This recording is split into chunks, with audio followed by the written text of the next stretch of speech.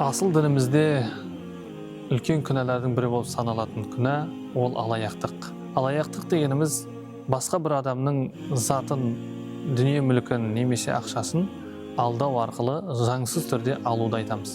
Дініміз исламда адалдық пен әділдік ең жоғарғы қасиеттерден саналады. Сол себептен де алаяқтық жасау тыйым салынған. Қасиетті Құран кәрімде Алла тағала бұлай деп бұйырады: ақиқатты жалғанмен араластырмаңдар және біле тұра шындықты жасырмаңдар дейді.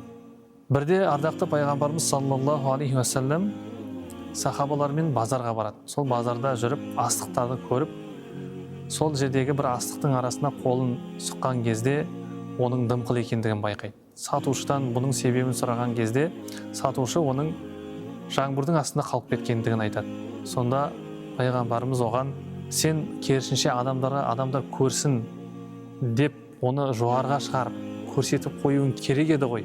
Бізді алдаған бізден емес деп ескерту жасайды. Бұл оқиғадан көргеніміздей әрбір мұсылман адам алаяқтықтан, яғни алдаудан сақ болып, керісінше әрбір ісін адалдықпен істеу керектігін үйретеді.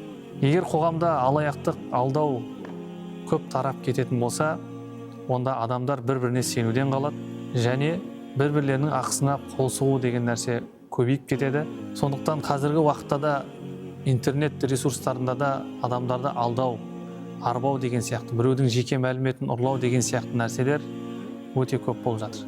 Хазіретті Омар радиаллаху анху айтқандай: мен өзгелерді алдамаймын және өзгеге де алданбаймын дейді. Міне сол Хазіретті Омардың айтқандай, әрбір мұсылман адам барынша сауатты болып, өзгелерге алданбауға да тырысып, және міндетті түрде өзгелерді алдаудан, арбаудан ұзақ тұру қажет.